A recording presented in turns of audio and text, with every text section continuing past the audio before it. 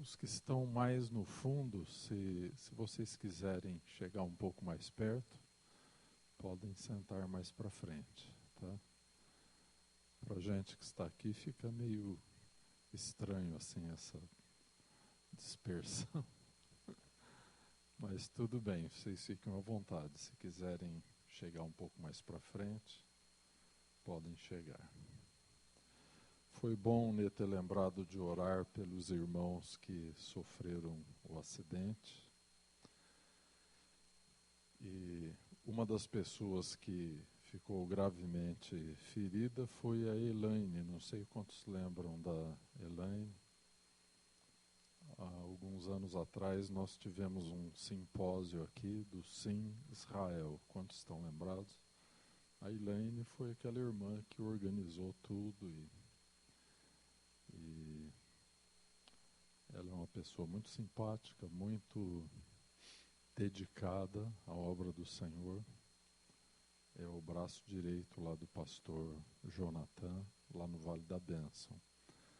Dizem que ela ficou muito ferida no acidente.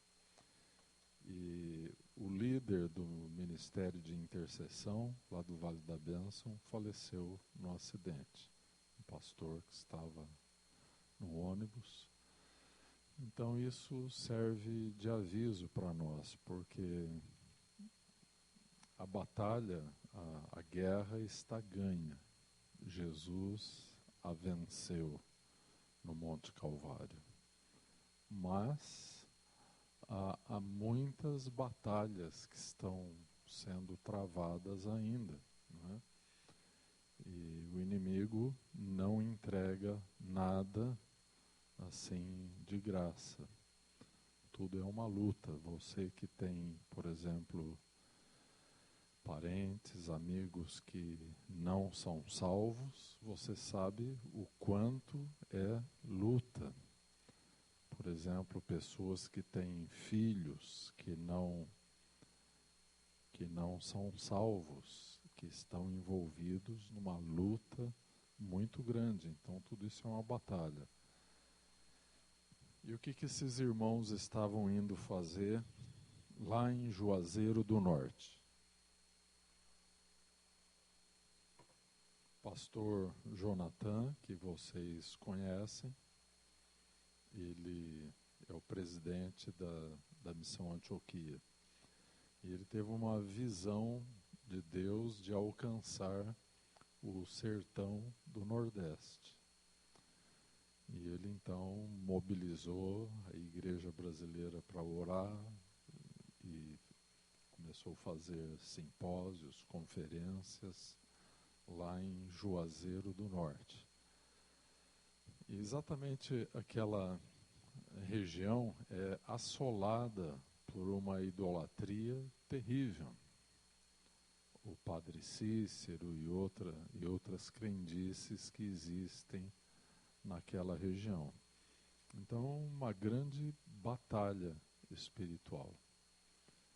E então foi importante a gente lembrar e estar orando para que os planos de Deus se concretizem naquele lugar. Eu tenho certeza que com esse acidente e com as perdas irreparáveis que a igreja sofreu, eu creio que uma força muito mais intensa de oração vai se despertar nas igrejas para orar pelo Nordeste brasileiro, né? E não é à toa que é uma das regiões mais assoladas por desastres naturais, por pobreza, por fome, por tradições terríveis que assolam aquela região. Então, onde o Evangelho entra, todas essas coisas começam a mudar. Então, o Nordeste brasileiro, com uma exceção do litoral, que tem grandes cidades turísticas, mas o interior tem uma carência espiritual enorme. Muitas igrejas aqui do Sudeste, do Sul, planejam missões temporárias, caravanas de evangelistas, profissionais da área de saúde, assistência social e vão para lá. E eu acho isso muito importante, esse tipo de missão, porque nós temos dentro do Brasil uma área de imensa carência espiritual, que é justamente o Nordeste brasileiro, né? Bem, irmãos, vamos abrir as nossas Bíblias no Evangelho segundo São João.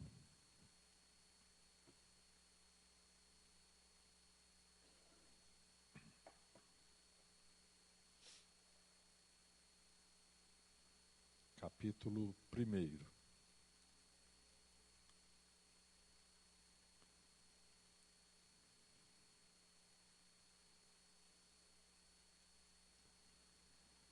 Eu vou ler aqui o versículo 11, 12, 13 e 14. Eles se referem aqui a Jesus. João está dizendo que Jesus veio para o que era seu, e os seus não o receberam. Mas a todos quantos o receberam, deu-lhes o poder de serem feitos filhos de Deus, aos que creem no seu nome, os quais não nasceram do sangue, nem da vontade da carne, nem da vontade do homem, mas de Deus. E o Verbo se fez carne e habitou entre nós. E vimos a sua glória como a glória do unigênito do Pai, cheio de graça e de verdade. Pai eterno, Deus amado, nós buscamos humildemente a orientação do Teu Espírito Santo.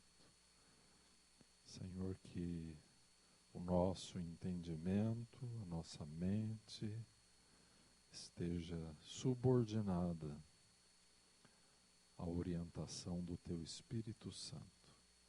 Sabemos que esta palavra é palavra Tua, e que ela é a revelação de nosso Senhor e Salvador Jesus. Então dá-nos um coração entendido, sábio e humilde, para reconhecer a voz do Teu Espírito Santo através destas palavras. Deus, ajuda-nos. Te pedimos no nome de Teu Filho Jesus. Amém. Nós queremos fazer um estudo com vocês nesta noite sobre as duas naturezas do crente. A Bíblia nos mostra que nós temos, como já vimos explicando em estudos passados, nós temos uma natureza adâmica, que vem lá de trás, e nós temos uma natureza espiritual redimida. Isso vem do nascimento espiritual. Jesus, quando estava conversando com Nicodemos, um pouquinho à frente aí no Evangelho de João, capítulo 3, nós temos a conversa de Jesus com Nicodemos. Nicodemos era um homem culto, da classe sacerdotal, ele era um fariseu, um homem proeminente em Jerusalém. E ele foi se encontrar com Jesus de noite, não foi de dia, porque não queria ser notado, não é? E diz aqui que ele era príncipe dos judeus, eram fariseus. Os fariseus representavam o segmento mais consagrado do judaísmo naquela época. Eram os judeus que tinham a melhor doutrina, eram os fariseus. Por exemplo, a doutrina de Jesus se parece muito com a doutrina dos fariseus. E o apóstolo Paulo, por exemplo, era tipicamente um fariseu. Então esse Nicodemos era um homem muito sério na sua busca espiritual. E ele foi se encontrar com Jesus pela noite e ele estava buscando revelação espiritual para a sua vida. E ele disse assim,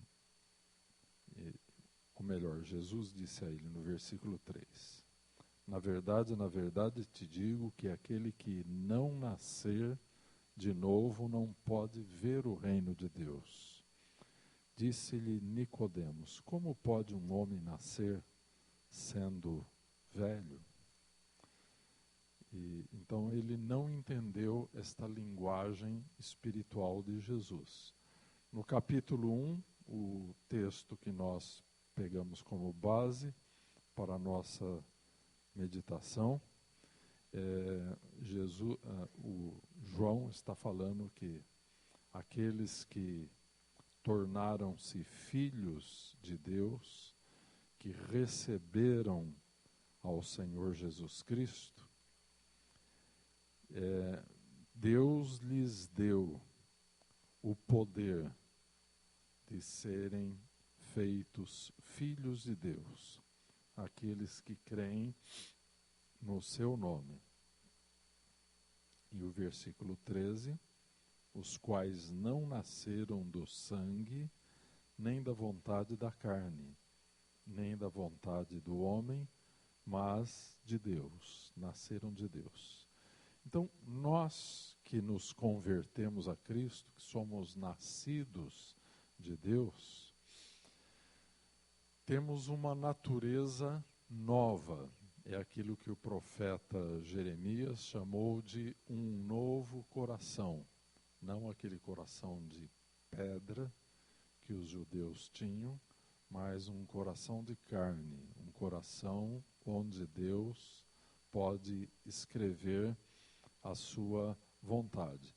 Então nós temos uma nova natureza. Muito das profecias do Antigo Testamento eram focadas nisso que aconteceria um dia após a vinda do Messias, Jesus Cristo. Então iniciaria um novo tempo, uma nova era, e que Deus então finalmente mudaria o coração do povo. Então Deus daria aos crentes uma nova natureza espiritual. Acontece que esta nova natureza, ela, durante o tempo de nossa vida, ela coexiste com a natureza antiga. Então, gera-se um conflito entre essas duas naturezas. Então, a vida de todo filho de Deus é marcada por este conflito interno entre a natureza adâmica, aquela que é nascida da carne e que é pecaminosa, e a outra natureza que é nascida de Deus, e que é santa. Curiosamente, o Novo Testamento chama os crentes das igrejas de santos. E nós observamos, nos dias de hoje, não existe esse costume, a não ser através de cartas pastorais, de um pastor para outro, às vezes, se referem à igreja como a comunidade dos santos. Mas esta linguagem, ela não é uma linguagem coloquial que as pessoas conversam sobre isso, se referindo aos crentes como santos. Não é verdade? Eu penso que você não tem escutado isso. Até porque nos nossos dias, mais do que em outras eras passadas do cristianismo, os cristãos são muito parecidos com os ímpios, com os incrédulos. Às vezes têm os mesmos costumes, às vezes têm o mesmo linguajar, a mesma maneira de se trajar, não é? E às vezes, infelizmente, tem os mesmos vícios. Então parece que se chamarmos os crentes de santos, como o Novo Testamento chama, parece que vai criar uma discrepância, né? Uma desarmonia entre aquilo que a gente está falando e aquilo que a pessoa está vivendo. Ocorre que os cristãos estão vivendo muito aquém daquilo que eles poderiam estar vivendo em Cristo. Então, nessa noite, nós queremos refletir um pouquinho aqui com vocês sobre essas duas naturezas que coexistem na vida de um crente. E se a pessoa não crê em Jesus Cristo, evidentemente que ela tem somente uma natureza. A sua parte espiritual não foi ainda desperta. Quando nós nascemos de Deus, o nosso ser espiritual passa por um despertamento. E Deus deu essa característica inicialmente à raça humana. Porque quando Deus nos criou, Ele nos criou à sua imagem e semelhança. Então nós somos um ser constituído de espírito, alma e corpo. Essencialmente nós somos espírito. Esse espírito ele tem uma alma, uma personalidade, os meios através dos quais ele pode atuar aqui nesse mundo material. E ele usa um corpo que lhe foi dado a este espírito por um tempo curto, em que nós usamos este corpo aqui. E a nossa vida realmente vai muito além disso. E esse fazia parte do teor da mensagem do domingo, a necessidade de nós ganharmos uma perspectiva eterna, que vá muito além do curto período da nossa existência. Mas então o crente tem esse lado espiritual desperto e desenvolvido, ou pelo menos deveria tê-lo. Mas o incrédulo não tem. Você já tentou, por exemplo, falar da Bíblia, falar de Jesus para um incrédulo? Eu creio que você já tentou. Você vai notar que aquela pessoa tem uma espécie de um bloqueio. Já notou? Essa pessoa, você já observou, por exemplo, um pato nadando? Ele mergulha na água e na hora que ele sai, ele está seco. porque ele é impermeável à água. O pato, não somente o pato, mas todos os palmípedes, que são essas aves que têm a pata assim em forma de nadadeira, eles têm uma glândula e essa glândula fica próxima da região caudal e você nota que eles estão sempre se lubrificando inteirinho com aquela secreção daquela glândula. E ele fica então com a sua plumagem toda impermeabilizada. Pois bem, estou usando essa comparação. O ímpio é que nem um pato. Ele é impermeável à palavra de Deus. Quantos já notaram isso? Então, o que tem que acontecer? Já ouviu aquele ditado, né? Água mole em pedra dura, tanto bate. Então, nós temos que fazer esta opção, orar e jejuar e clamar diante de Deus até que uma brecha se abra nesta pedra dura. Mas então o ímpio, ele tem apenas uma natureza. E se não acontecer com ele o milagre que aconteceu conosco, ele vai viver e vai morrer sem encontrar-se com Jesus Cristo. E aí o que vai acontecer? Vai sofrer o dano da segunda morte. Porque a primeira morte não é o grande problema. O problema é a segunda morte, que é a separação eterna de Deus. Não é? Então, poderíamos dizer, somos felizes porque nós temos uma natureza espiritual. Nós somos redimidos. Mas aí então a Bíblia nos mostra muitos textos que falam das duas naturezas como coexistindo dentro de uma só pessoa. Né? Por exemplo, no Salmo 51, que é um salmo penitencial de Davi, é um famoso salmo penitencial porque foi após Davi arrepender-se dos seus pecados.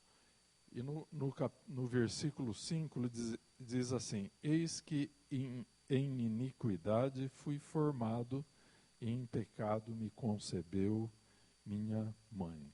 Então, esse e outros textos estão mostrando claramente que nós já nascemos com uma natureza corrompida e decaída. E a Bíblia diz que essa natureza antiga que nós temos e que vem lá de Adão, ela está em um estado de inimizade contra Deus. Diz o apóstolo Paulo, lá no livro de Romanos, que esta nossa natureza adâmica, ela não é sujeita à lei de Deus. Agora imagine você, para você viver no Brasil, você precisa ser sujeito às leis do Brasil. Então, nenhum cidadão pode alegar ignorância a respeito da lei. Então, se você tiver necessidade, você consulte um advogado, uma pessoa que seja perita em assuntos sobre a lei. Então, o ímpio, aquele que não é uma pessoa renascida, como nós lemos em João capítulo 1, ele não tem aquele poder de ser feito filho de Deus, ele não está sujeito às leis do país. E como faz? Ele está em um estado de rebelião.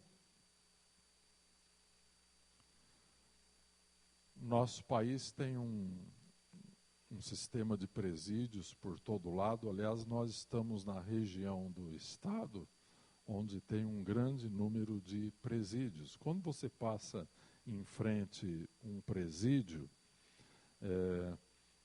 as pessoas que estão lá, eu não sei se você ora por elas quando você passa num lugar como esse, mas aquelas pessoas estão lá porque elas não seguem as leis do país. Eu estou fazendo essa comparação porque eu disse que a natureza com a qual nós nascemos, ela não é sujeita à lei de Deus. Agora nós poderíamos pensar, bom, mas por desconhecerem a lei de Deus, seriam os ímpios, por alguma razão, isentados de culpa por causa da ignorância? Será que nós podemos isentar uma pessoa de culpa por causa da ignorância? Não. Lá nos livros do Pentateuco, da Torá, foram estabelecidos os sacrifícios, né, por diferentes tipos de pecado. E lá no livro de Levítico foi estabelecido um tipo de sacrifício pelos pecados da ignorância. Porque as pessoas ignoraram a lei de Deus, mas foram tidas como culpadas quando violaram a lei que ignoravam. Então essa questão é muito séria, meus irmãos, porque todo ímpio, todo pecador, todo incrédulo, podemos usar diferentes nomes para designar as pessoas não nascidas de Deus, elas estão vivendo, elas já nascem num estado de rebelião contra Deus. Então há uma inimizade do ser humano contra Deus. Existem muitos textos na palavra de Deus. Por exemplo, em Romanos 8, versículo 7, diz assim: a inclinação da carne é inimizade contra Deus, pois não é sujeita à lei de Deus, nem em verdade o pode ser. Porque não é própria da sua natureza se submeter a lei de um Deus que a pessoa desconhece. Então, essa natureza, meus irmãos, ela não há como melhorá-la. Se nós formos ver no livro de Gênesis, no capítulo 6, Deus teve um desgosto muito grande com a raça humana. E no capítulo 6 do livro de Gênesis, Deus faz uma espécie de um desabafo. Vamos ver, Gênesis 6, versículo 5. Deus diz assim: e viu o Senhor que a maldade do homem se multiplicara sobre a terra, e que toda imaginação dos pensamentos do seu coração era só má continuamente. Então o versículo 6 tem uma natureza antropomórfica, né? Porque diz que arrependeu-se o Senhor de haver feito o homem sobre a terra, e pesou-lhe em seu coração. E foi então aí que Deus deliberou o dilúvio. E aí é nesse capítulo 6 que Deus olha para Noé e este homem então encontra graça diante dos olhos de Deus, porque no meio de tantos ímpios, aquele homem andava com Deus. Amém? Então, esta natureza com a qual nós nascemos e com a qual nós lutamos muito depois de convertidos, esta natureza não muda. Ela não vai passar por uma reforma, ela não vai ser melhorada. Então, o caminho de Deus é nós termos uma nova natureza. É por isso que no Evangelho segundo São João, o texto que nós lemos se refere a este milagre que Deus faz, né?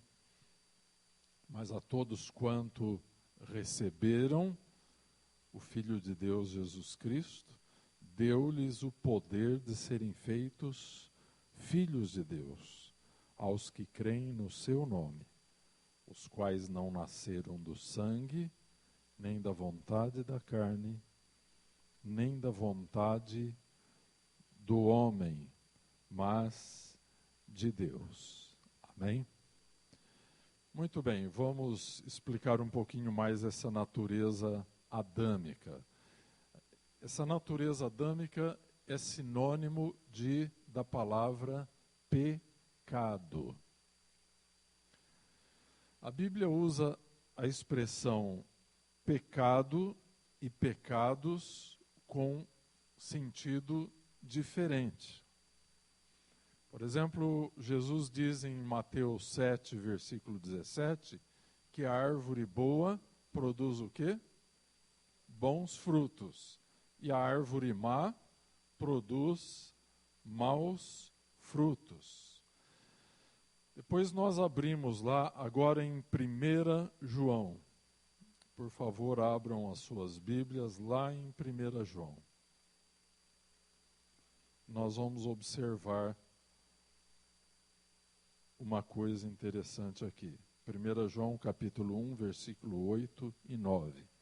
O texto trata sobre confissão dos pecados e o perdão por Cristo. Se dissermos que não temos pecado, enganamo-nos a nós mesmos e não há verdade em nós.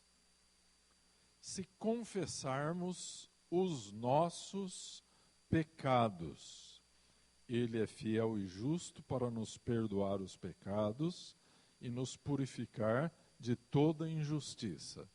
Qual a diferença entre o versículo 8 e o 9? Aparentemente estão tratando do mesmo assunto, não é? Mas qual a diferença entre um e outro?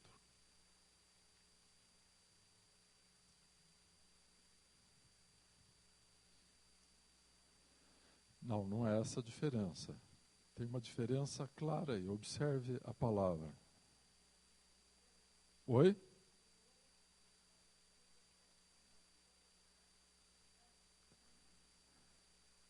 Sim. E o capítulo 9?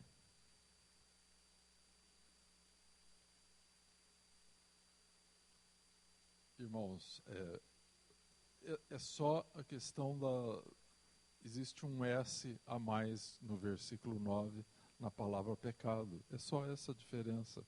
Mas é uma pequena diferença que faz toda a diferença. Jesus disse lá em Mateus 7, que a árvore boa produz bons frutos, a árvore má produz maus frutos. A árvore é a natureza, boa ou ruim. Os frutos são as consequências desta natureza, aquilo que se produz. Então, pecado é a natureza do homem. E pecados são as transgressões, os erros que as pessoas cometem em sua vida.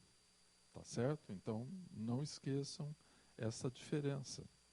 Então, o versículo 9 está falando de comportamentos errados. Mas o versículo 8 está se referindo à natureza errada. Por exemplo, disse lá o rei Davi, em pecado me concebeu minha mãe.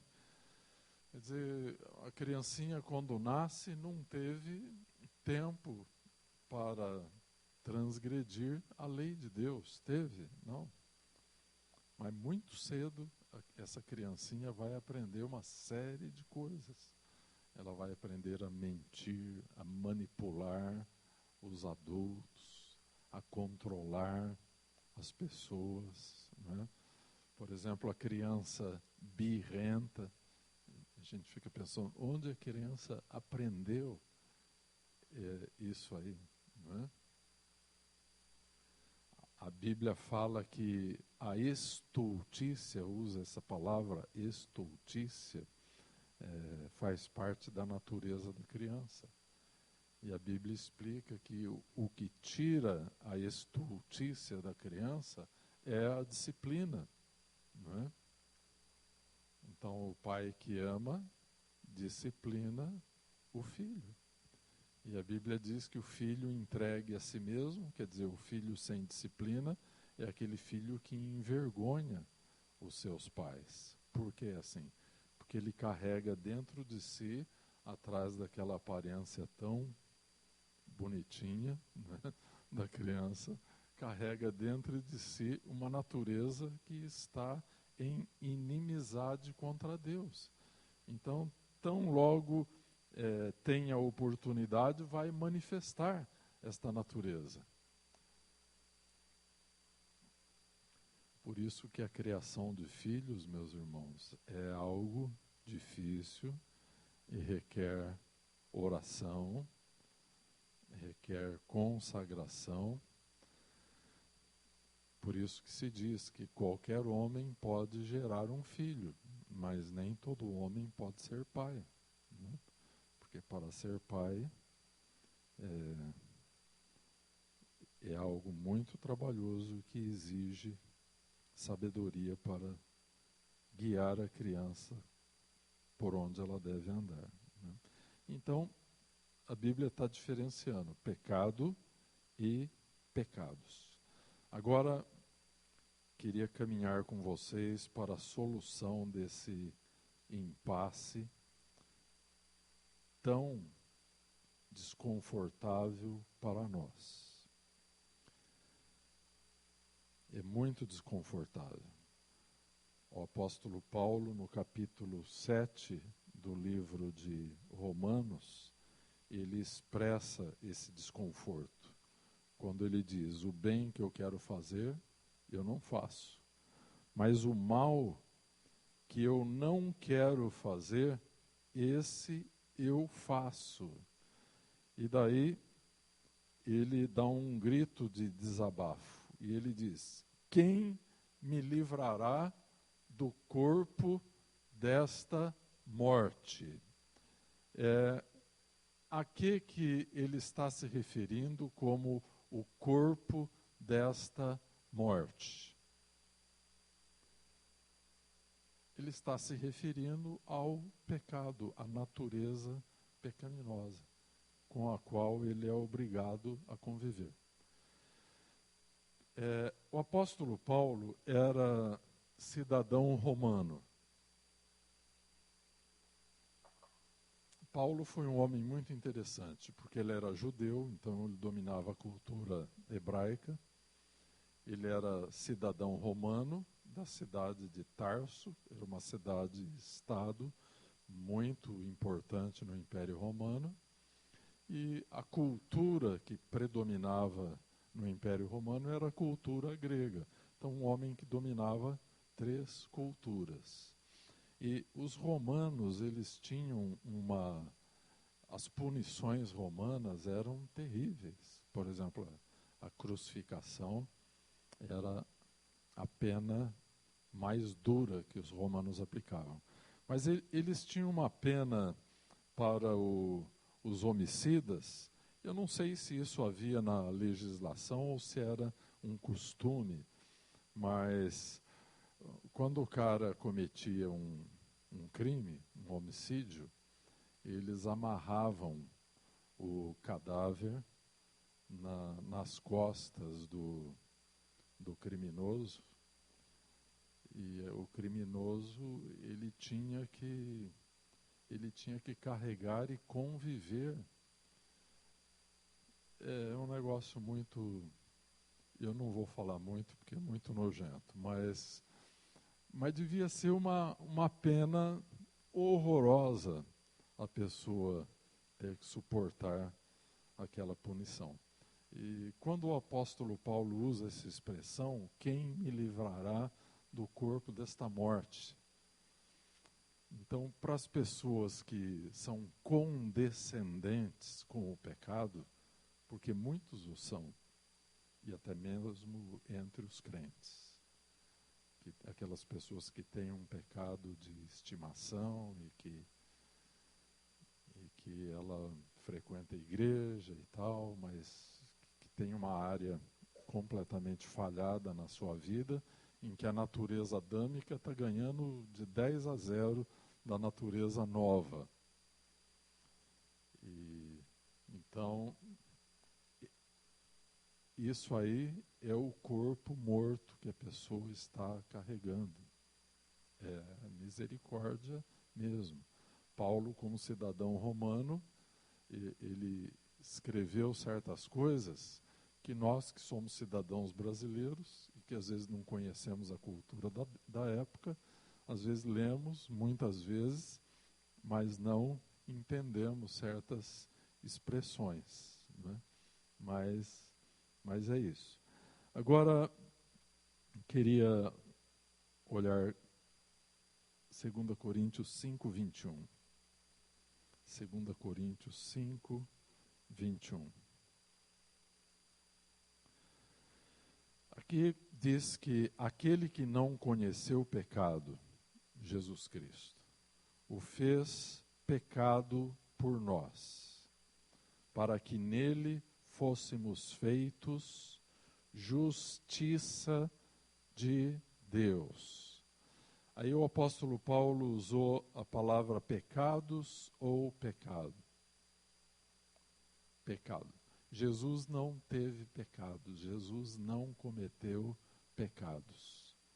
Mas para nos redimir, ele teve que ele teve que nos substituir. Ele pegou a natureza do pecado e levou esta natureza para a cruz.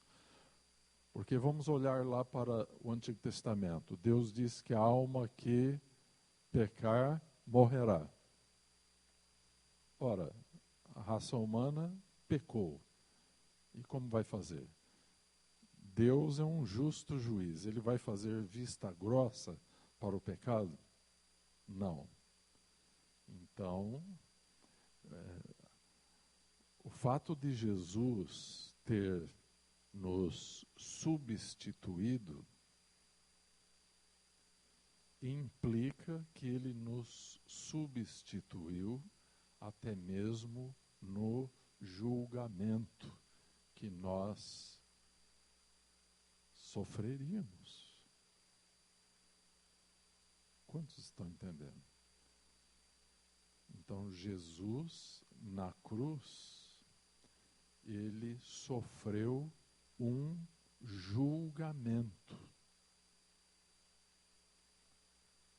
E ele sofreu a morte que era nossa. Quem deveria morrer não era ele. Quem deveria morrer éramos nós. Então, ele leva como está dizendo aqui o versículo, este pecado, para que nele fôssemos feitos justiça de Deus. esta expressão justiça de Deus quer dizer tornamo-nos isentos da condenação. Como diz lá em Romanos, nenhuma condenação há mais para aqueles que estão em Cristo Jesus, mas somente para aqueles que estão em Cristo Jesus.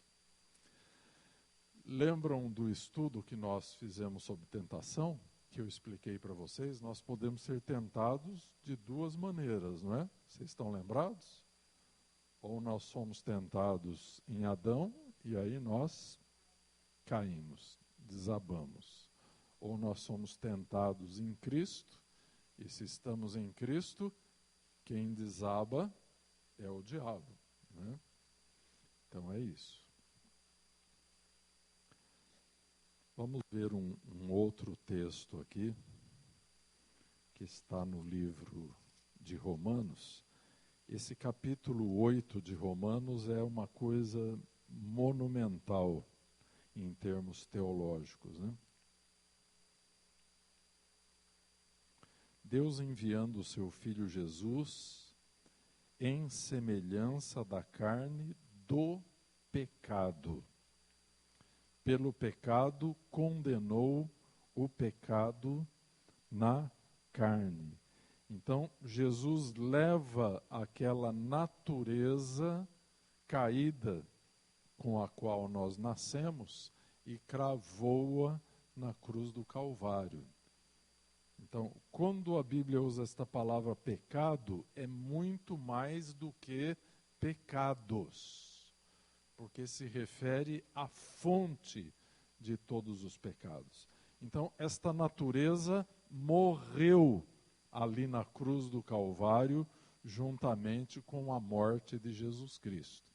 Por isso que o príncipe dos pregadores puritanos, que foi John Owen, ele escreveu um livro intitulado A Morte da Morte na Morte de Cristo, né?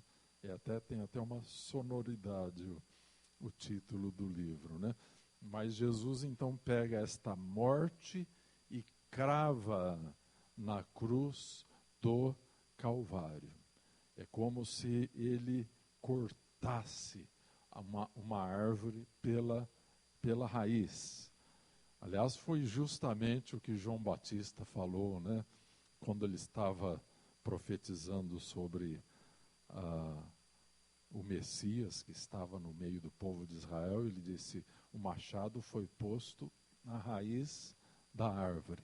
Ele estava profetizando a natureza do ministério que Jesus desenvolveria. Então ele levou à morte aquilo que estava nos matando.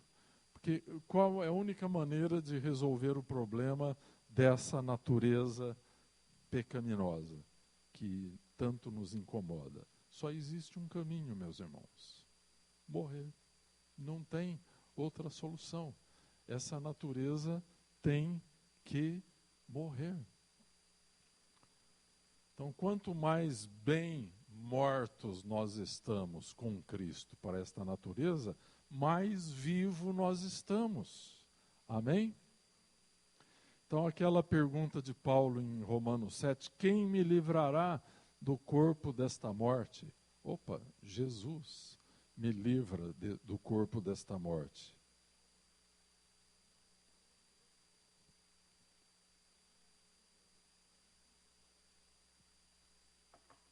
Sim, Jesus é o nosso advogado diante do Pai, não é? Existe exatamente essa figura, porque no tempo do Império Romano havia um sistema de leis e essa profissão dos advogados já vem de muito longe, né? Quem poderia nos falar melhor sobre isso é a Cibele, né? Mas, então Jesus é o nosso advogado, porque ele advoga a nossa causa diante do tribunal de Deus. apresentando o seu sangue como pagamento integral pela nossa dívida e pela nossa absolvição, não é? Então Jesus é aquele que nos livra desta natureza rebelde que é insubordinada às leis de Deus. Então, essa pergunta importante que o apóstolo Paulo fala em Romanos 7, quem me livrará do corpo desta morte? Porque eu quero fazer o bem, não consigo fazer, mas o mal que eu não quero fazer, eu acabo fazendo, não é? E para entender o livramento que Deus nos deu, nós temos que voltar um capítulo em Romanos, que é o capítulo 6. Como se resolve o problema do pecado? Está no capítulo 6 de Romanos. Normalmente, quando tem batismo na igreja, vocês já notaram que eu cito esse texto de Romanos 6? Né? Porque, na minha opinião, um dos melhores textos na Bíblia sobre o batismo. Porque quando nós vamos para o batismo cristão, o batismo é o rito que simboliza a morte do velho homem.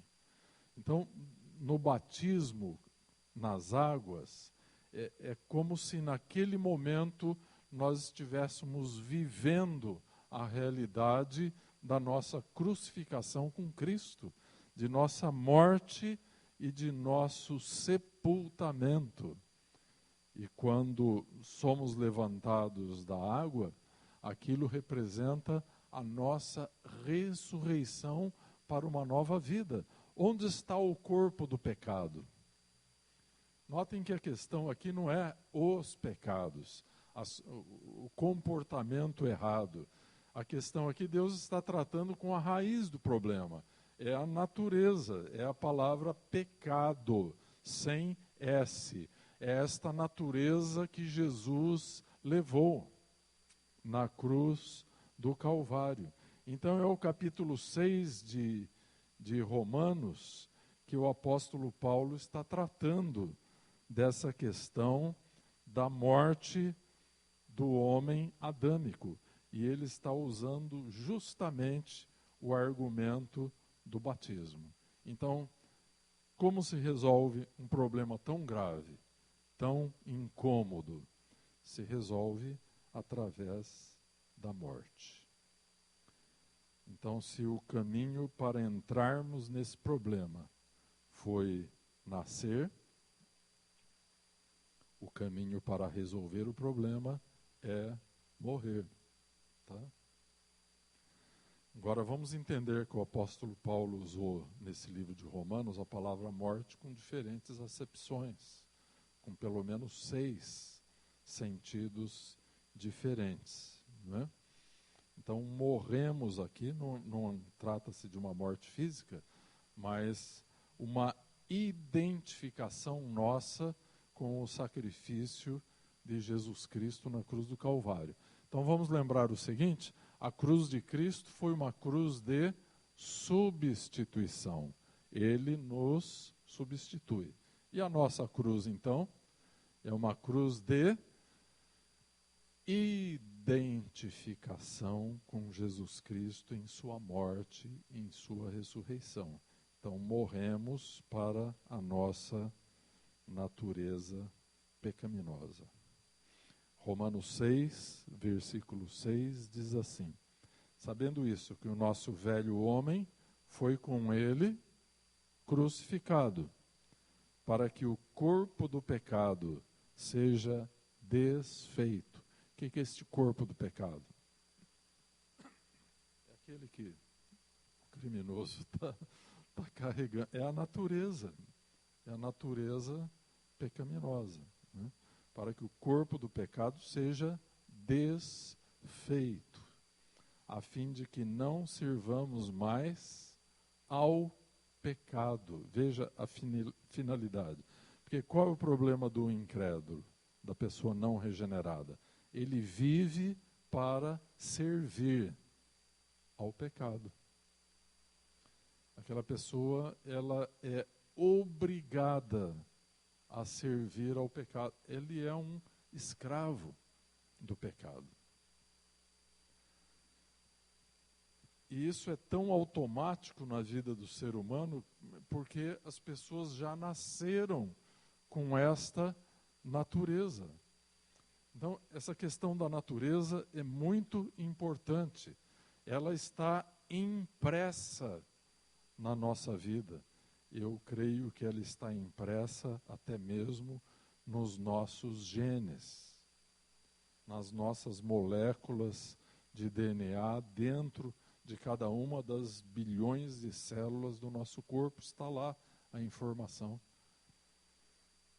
Teve um pesquisador lá da Universidade de Harvard, e que ele fez uma pesquisa para demonstrar que na espécie humana, assim como em outras espécies do reino animal, existem alguns genes na população que ele chamou de genes altruístas.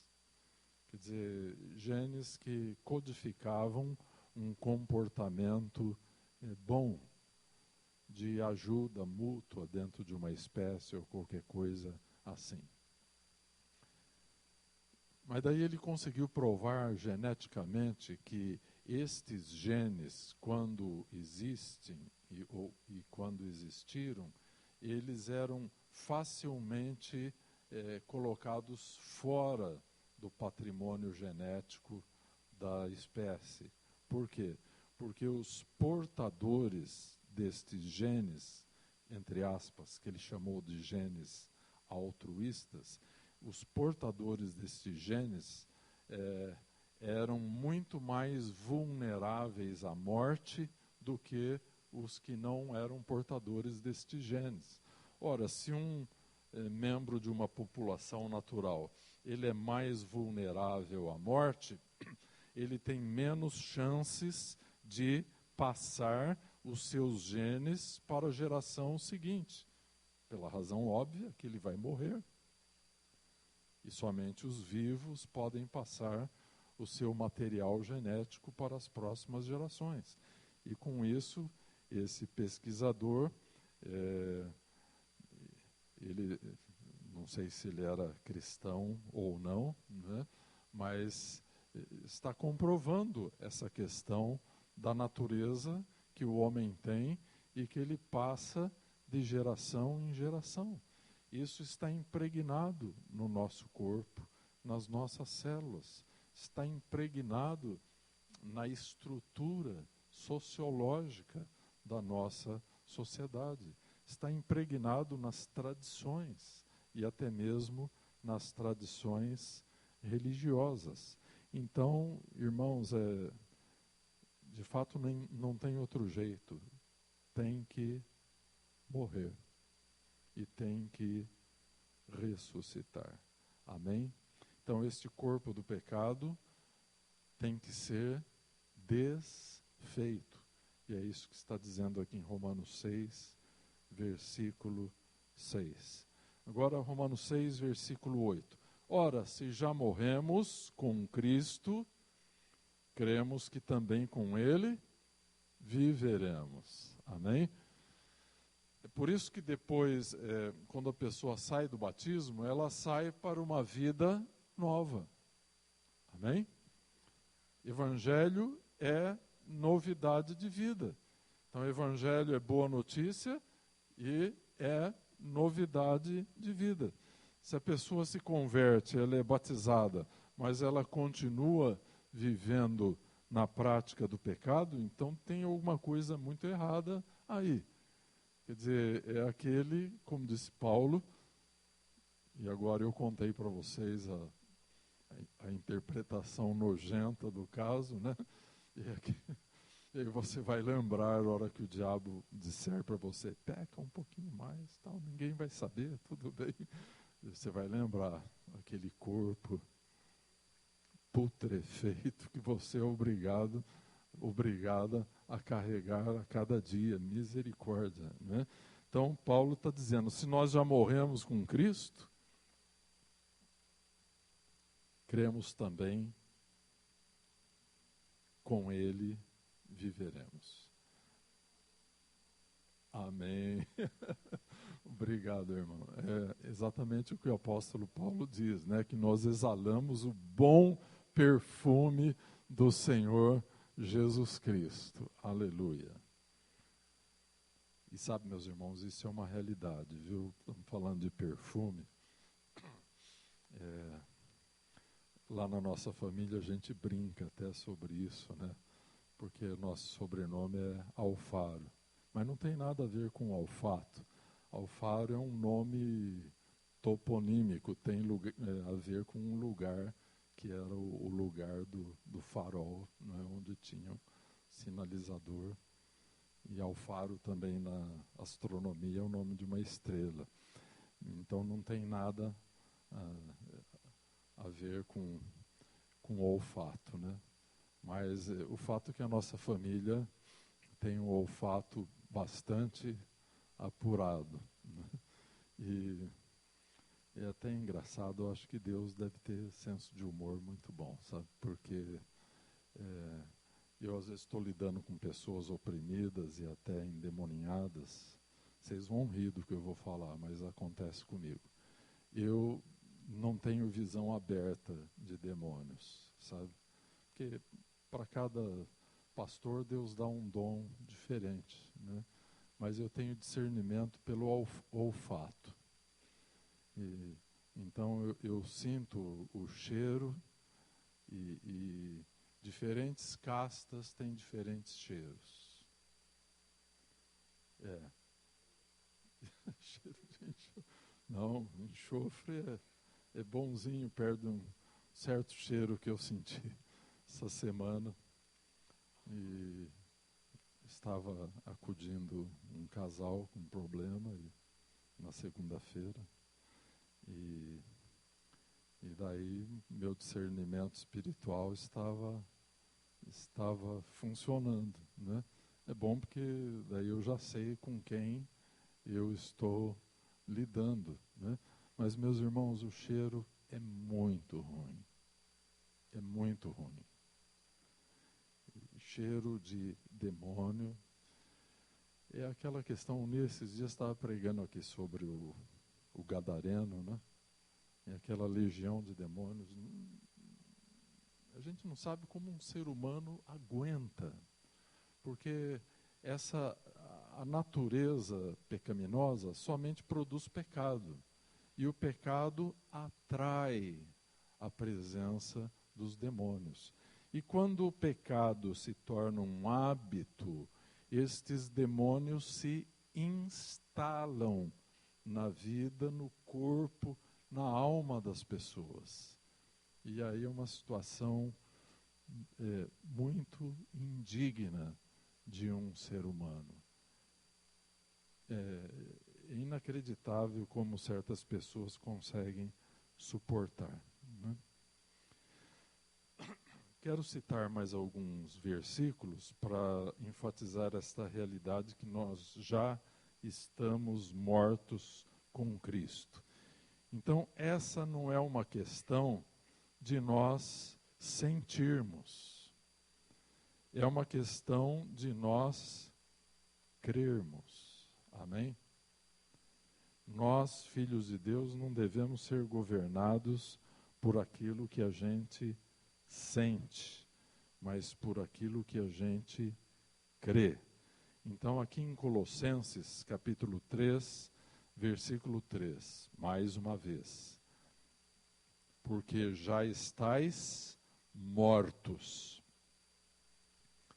e a vossa vida está escondida com Cristo em Deus. Amém?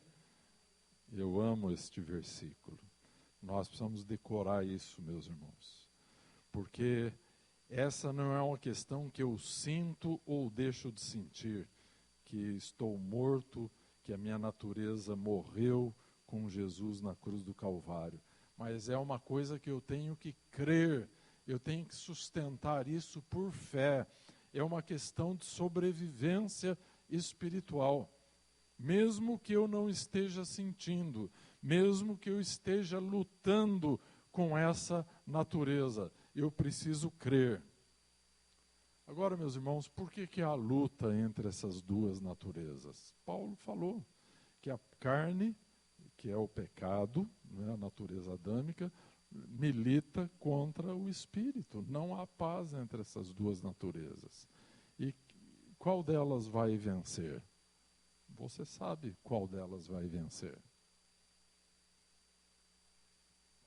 Vai vencer aquela que você alimentar melhor. Por exemplo, qual é o problema dos crentes dos dias de hoje? Eles não leem a Bíblia, não oram, vão na igreja quando não tiver uma outra prioridade. Eu vejo meus irmãos aqui na igreja, por exemplo, os pais, ao invés de mostrarem o caminho para os filhos, porque os filhos não fazem o que os pais dizem, mas eles fazem o que os pais fazem. Essa que é a questão. Então, o pai que por uma razão fútil não vem na igreja, os filhos estão vendo que o compromisso com Deus está em segundo plano. Então, isso vai passando de geração para geração. Hoje nós temos a situação de uma igreja quase toda desviada. As pessoas estão dentro da igreja, mas estão espiritualmente desviadas. É um momento muito difícil da história da igreja. Então nós precisamos crer que nós estamos mortos para o pecado. E precisamos alimentar a nossa nova natureza espiritual. Como que se alimenta essa nova natureza espiritual? O alimento que você dá para a sua natureza espiritual equivale à morte que você dá para a sua natureza adâmica. Então você faz uma grande economia. Com uma única fonte de alimento, você dá a vida para a sua natureza espiritual e, ao mesmo tempo, sem gastar nada, você dá a morte para a sua natureza carnal. Bíblia, oração, santificação, jejum. Jejum é muito importante. Todo crente deveria se habituar a jejuar pelo menos uma vez por semana. E olha, está provado que faz muito bem para a saúde. Esses dias estavam as minhas 3 filhas lá conversando, uma delas é nutricionista, negócio de jejum intermitente. Eu só estava ouvindo. E eu faço jejum intermitente já faz muitos anos, né? Quando eu preciso jejuar por um período mais longo, sem deixar o meu trabalho, eu faço turnos de 24 horas, 24 horas, 24 horas, e assim eu vou por muitos dias, se eu quiser, né? E é só a Iveta não me dar um chá, né, que eu vou longe. Uma vez ela me deu um chá e quase me matou, né? Eu estava jejuando e eu tinha pretendido fazer um jejum longo, então eu estava no 3º dia, né? E daí eu me senti muito mal, com contrações gástricas, né?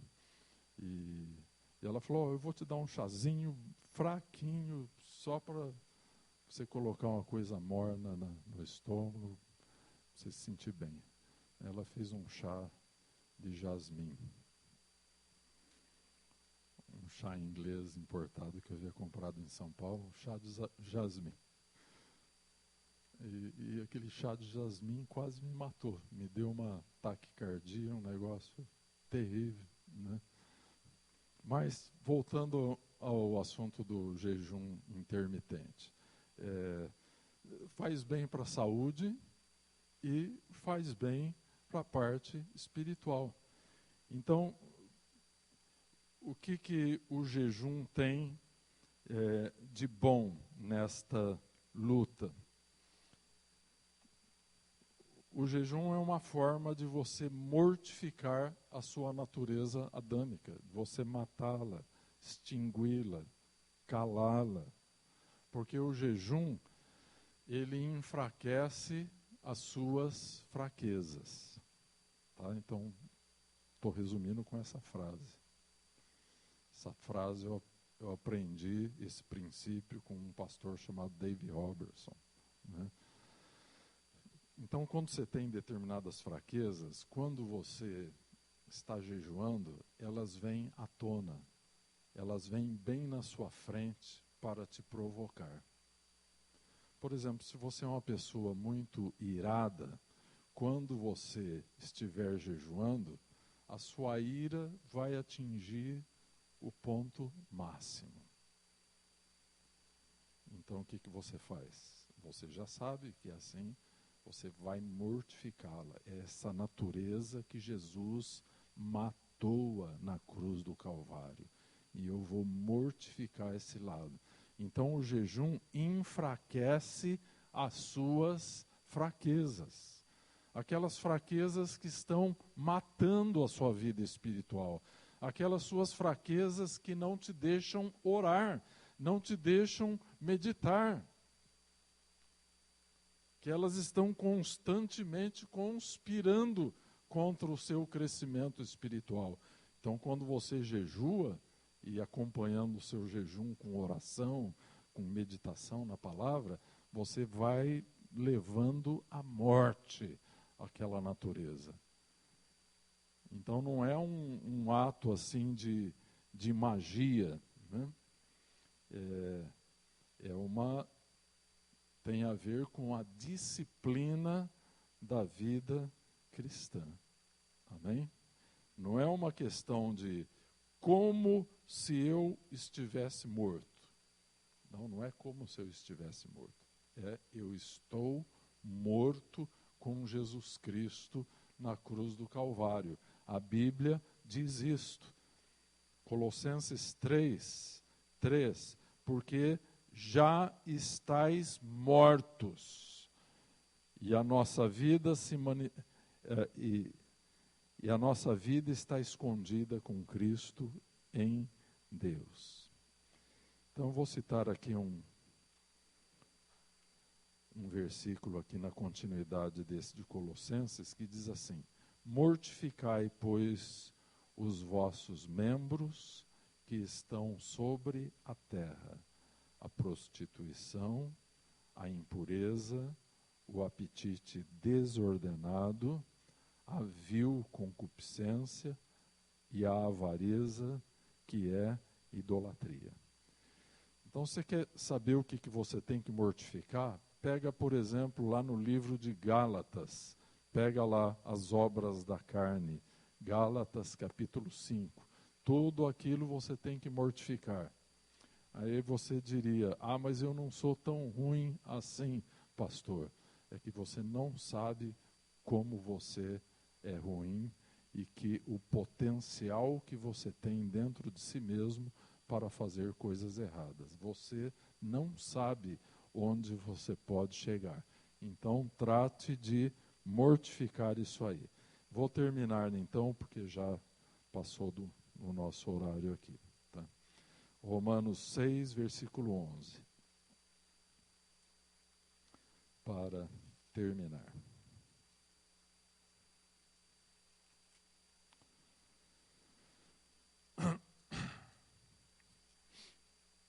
Assim também, vós considerai-vos como mortos para o pecado, mas vivos para Deus, em Cristo Jesus, nosso Senhor.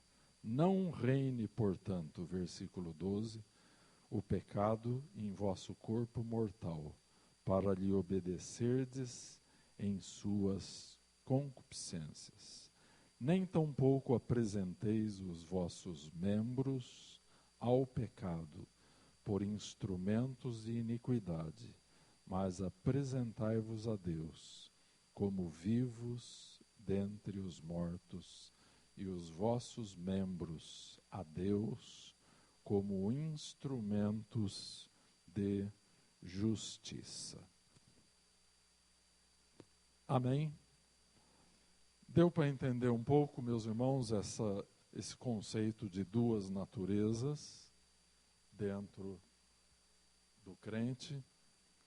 Uma natureza em processo de extinção pelo poder da cruz e outra natureza em processo de crescimento. Amém? Então a natureza espiritual precisa crescer. Amém? Quantos aqui, quando estão orando, já tiveram a sensação de que você é maior do que o seu corpo? Quantos já tiveram essa? Antigamente nós fazíamos os retiros da igreja lá no sítio do pastor Ney. Então, no meio daquelas jabuticabeiras, ficávamos lá orando. E uma vez nós estávamos orando lá num retiro, e eu tive uma experiência muito estranha, mas muito boa, e não entendi na hora, mas depois eu entendi, né? Então, na medida em que o poder do Espírito Santo vinha sobre a minha vida, como ondas que vinham e vinham, eu estava orando e eu sentia que eu crescia. E eu fui ficando bem maior do que o meu próprio corpo.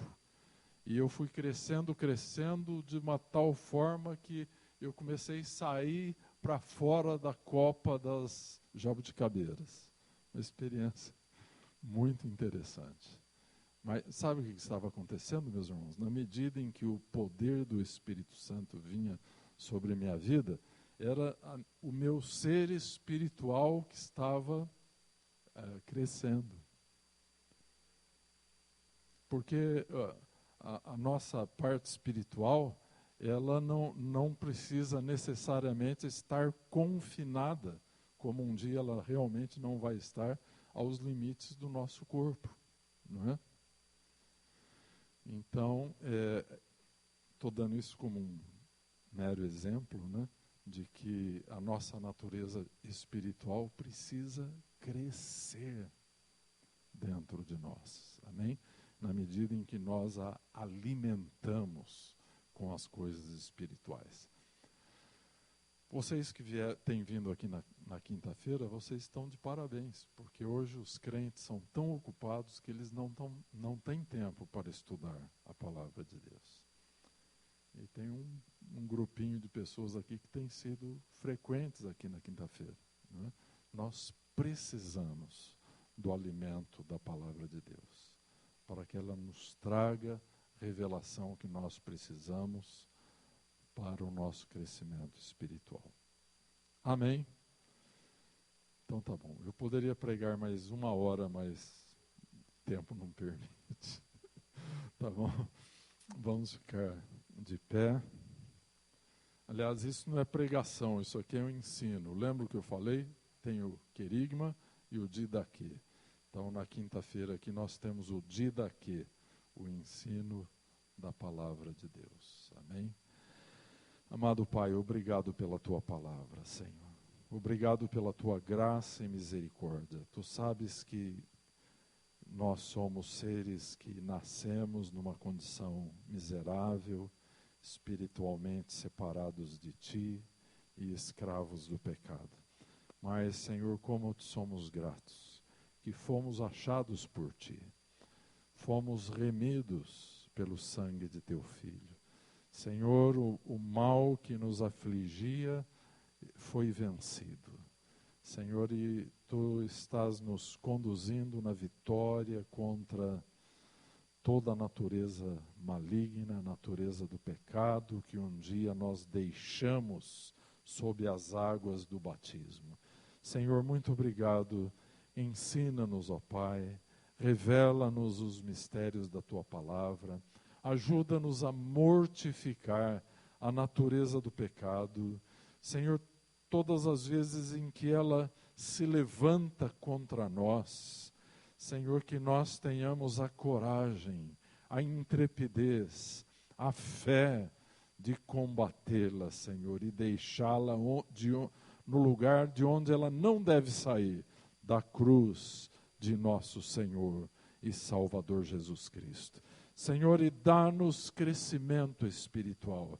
Senhor, um dia nós vamos esquecer completamente. Diz a tua palavra no livro do profeta Isaías, que nós não teremos lembranças das coisas pecaminosas deste mundo, Senhor. Nós vamos estar tão ocupados em te servir por toda a eternidade, em te adorar, em te conhecer, Senhor. Ó Deus bendito, Deus amado, Senhor, dá-nos o crescimento que nós precisamos. Dá, Senhor, a estes teus filhos corajosos que têm vindo aqui na quinta-feira para estudarmos a tua palavra. Dá a eles uma unção poderosa do teu Espírito Santo para crescerem, Senhor, até a estatura de Cristo. Ó Deus eterno, nos lembramos dos teus servos na tua palavra, onde o livro de Atos diz que até a sombra dos apóstolos curava os enfermos, ó Pai. Aqueles homens não estavam vivendo para a carne, eles estavam vivendo para o Espírito. Ó Deus, dá-nos a unção poderosa do Teu Espírito Santo para vivermos desta forma. E que o Senhor receba a honra e a glória por tudo. Despeça-nos em paz. Senhor, que o Teu anjo esteja conosco. Guia-nos e abençoa os nossos lares e o restante desta semana, no nome de Teu Filho amado Jesus Cristo. Amém.